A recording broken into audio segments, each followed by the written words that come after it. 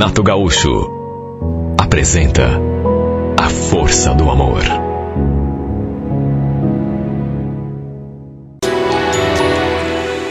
Já fazia tempo que a minha mulher vinha me pedindo para construir um puxado ali em casa para ela usar como lavanderia. Porque parece que ela queria dar uma ajeitada ali na cozinha, uma desafogada. Ela queria que eu fizesse esse puxadinho para livrar um pouco aquele espaço ali que já era pequeno. Olha, eu fui enrolando, porque minha situação financeira não era das melhores. Aí fui guardando um pouco de dinheiro aqui, juntando o que sobrava ali, até que finalmente tive como lhe dar aquele presente. Minha ideia era chamar o meu primo para mexer com a obra. Ele era um pedreiro bom. Mas como estava cheio de serviço, ele acabou me passando o contato de um amigo dele. Jorginho era o nome do cara. E segundo meu primo, também trabalhava bem. Liguei, conversei com ele. Depois ele deu uma passada em casa pra gente conversar pessoalmente, até que no fim acabamos acertando o serviço. Comprei o material que ele pediu e ele começou a obra. Inclusive, deixamos de fazer tudo justamente no mês em que a Marlene estava de férias. Porque, apesar de ter sido reverendado e meu primo ter dito que era um cara bacana, eu tinha um pouco de medo de deixar a casa sozinha ali com uma pessoa estranha. Tínhamos um filho de 7 anos, mas ele passava o dia todo estudando. Enfim, o tal do Jorginho começou o serviço numa terça-feira. Só que chegou o sábado e não sei, parecia que o serviço tinha rendido muito pouco. Aliás, todos os dias, quando eu chegava em casa, ia dar uma conferida, e é como eu já disse, parecia que a obra não estava andando. Teve um dia, inclusive, que eu comentei com a Marlene e perguntei para ela se estava faltando alguma coisa ou se o pedreiro tinha ido trabalhar. E ela respondeu que ele tinha ido sim, estava tudo bem. Trabalhou normal, por quê? Não, esse serviço parece que não andou.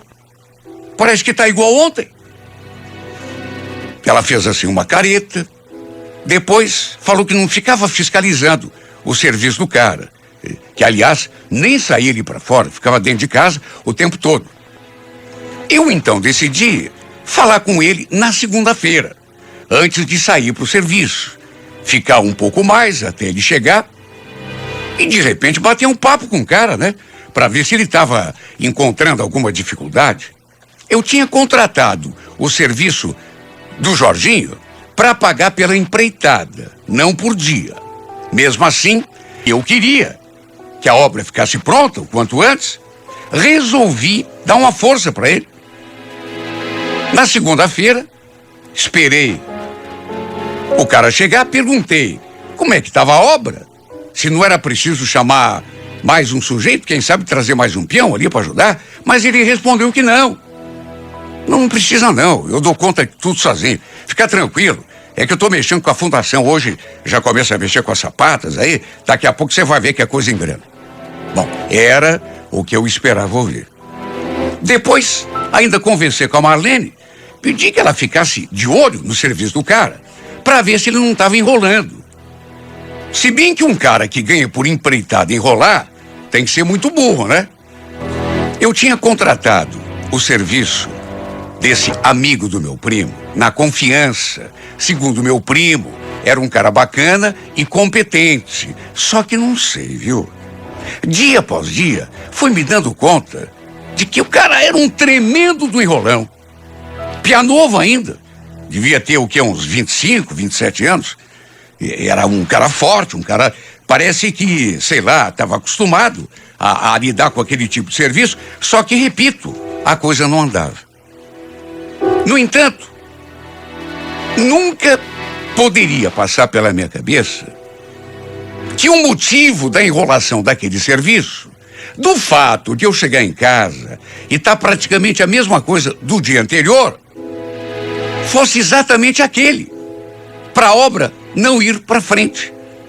E como desgraça é bobagem, foi o meu filho, de 7 para 8 anos, que um dia veio comentar comigo Ele passava o dia todo estudando. A escola, aliás, era ali mesmo, pertinho de casa. Normalmente ele ia e voltava sozinho.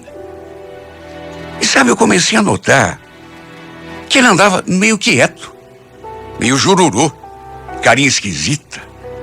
Aí um dia resolvi conversar com ele. Sabia o que estava acontecendo, porque o Marquinhos sempre foi um piá assim esperto, vivia fazendo algazarra. Aí de uma hora para outra começou a se isolar assim num canto, ficar meio amuado. Me preocupei, porque alguma coisa devia estar acontecendo. Puxei conversa com ele, perguntei uma coisa aqui, outra ali, até que pelas tantas. Olha, esse menino me disse uma coisa que quase fez o meu coração parar. E sabe aquele homem que fica ali fazendo a obra, pai? Sim. Por quê? O da construção? Ele então fez que sim assim com a cabeça e depois, pro meu desespero, jogou a bomba. Eu vi ele e a mãe lá no quarto. No quarto? Como assim? Que quarto? Quarto de vocês. Você o quê? Mas como assim, Marquinhos? O que eles estão fazendo lá no quarto? Ele não respondeu. Ficou todo sem jeito, até porque criança sabe como é. Às vezes, não tem as palavras certas para descrever uma cena, para descrever um acontecimento. Só que, convenhamos, ele nem precisava se estender muito na descrição. Porque bastou aquela primeira frase que ele falou para que eu ficasse, sabe, tremendo dos pés à cabeça. E foi então que ele falou. Os dois, eles estavam pelados, pai. Mas a mãe me viu e aí eu saí correndo. Ela não viu o que eu vi.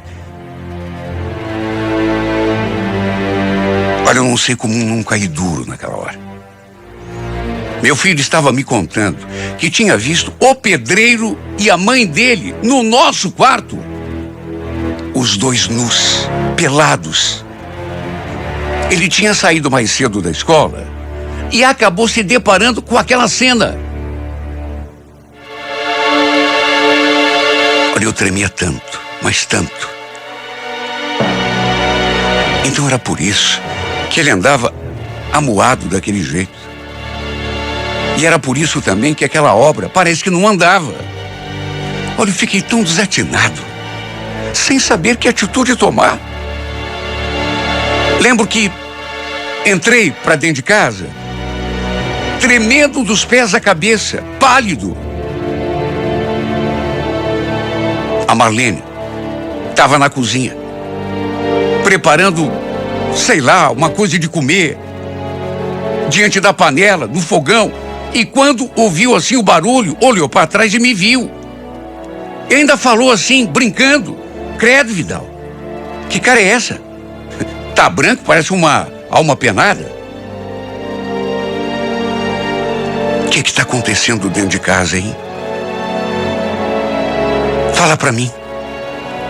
Acontecendo? Como assim? Que história é essa, Marlene? Que o Marquinhos veio me contar que você e aquele desgraçado do pedreiro estão entrando no nosso quarto. Ele viu vocês dois pelados, Marlene. Dessa vez quem ficou branca foi ela. Em vez de responder, ela começou a engolir em seco, a gaguejar. De onde que esse menino tirou isso? Meu Deus do céu, cadê ele? Ela falou aquilo e me deixou ali sozinho. Dali a pouco, escutei ela vindo de volta, ralhando com o moleque. Eu fui atrás e pedi que o meu filho confirmasse tudo que tinha me contado. Só que deve ter ficado com medo da mãe dele. E não abriu mais a boca. Eu fiquei tão desarvorado, tão louco da minha vida. Mas acabou ficando a palavra de um contra o outro. Olha, a gente discutiu tanto. Só que ela negou até o fim. Mas é aquela coisa, né? A verdade pode até demorar, mas uma hora ela aparece. E eu digo isso porque alguns dias depois, acabei pegando os dois sem vergonhas com a boca na botija. Passei a vigiar, a passar em casa em horários diferentes, até que fiz a pior descoberta da minha vida. Imagine a cara dos dois quando os peguei se agarrando ali dentro da cozinha. Ela assim com os seios de fora. Não sei como não morri nessa hora. Eu tinha contratado aquele verme para fazer aquele puxado. A Marlene vivia me cobrando, queria uma lavanderia. Tudo para deixar a cozinha mais livre, que o espaço era pequeno. Mas a obra que aquele desgraçado estava fazendo era bem outra. Por isso o serviço não andava. Em vez de trabalhar, ele andava fazendo outra coisa. Ele e ela.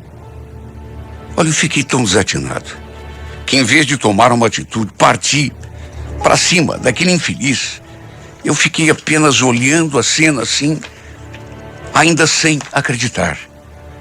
Quando me viram, repito, imagine a cara deles. Deram um pulo para trás e o vagabundo picou a mula. Saiu pela porta da cozinha mesmo. Já Marlene não sabia onde enfiar a cara. Eu sei que eu podia ter partido para a ignorância, como sempre imaginei, aliás, que faria se um dia acontecesse esse tipo de coisa. Só que uma coisa é o que a gente imagina, outra coisa é na hora. Imaginei que fosse matar alguém, se algo assim acontecesse comigo algum dia, e no entanto, foi tudo ao contrário. E quer saber, graças a Deus, que me mantive calmo, que mantive o controle, mesmo mortificado por dentro. Só depois pedi que ela arrumasse as suas coisas e voltasse lá para a casa da mãe dela. Do contrário, não responderia por mim. Tudo tem limite. E naquele momento eu estava quase ultrapassando o meu. Eu tremia. Parecia até que me dá um troço a qualquer momento. Maldita hora que resolvi colocar um estranho ali dentro do meu pátio. Porque nem dentro da minha casa eu o chamei. Chamei para ele fazer aquele puxado lá fora. E, no entanto, ele acabou entrando em casa e acabou fazendo o que fez. Se bem que o culpado não é ele. Ou pelo menos é o menos culpado. Culpada, na verdade, é ela, que devia se dar o respeito. Sabe, às vezes eu fico pensando, e não acredito até hoje que minha mulher tenha... Quer dizer, minha ex-mulher. Foi a minha desgraça. Foi a minha ruína. O fim do meu casamento. Pelo menos serviu para me mostrar que a Marlene não era a pessoa que eu imaginava. Para ter coragem de carregar outro cara para dentro do nosso quarto, me trair como uma pessoa sem valor, é porque não valia nada mesmo. É a mãe do meu filho. Mas o que eu posso fazer, meu Deus? Se é uma pessoa que ao mesmo tempo não vale nada. Até hoje eu penso e não consigo acreditar. Será que ela fez mesmo? Ou foi um pesadelo, um sonho ruim que eu tive? Claro que eu sei que não foi sonho, que ela fez, mas olha, não dá para acreditar. Justo comigo, que só soube amá-la, que sempre a respeitei. Fiz de tudo que estava ao meu alcance para agradá-la, para lhe fazer feliz. E, no entanto, não adiantou de nada. Porque a paga que acabei recebendo no final, por pensar na minha mulher e na minha família, foi só mentira, foi só traição, foi só falsidade.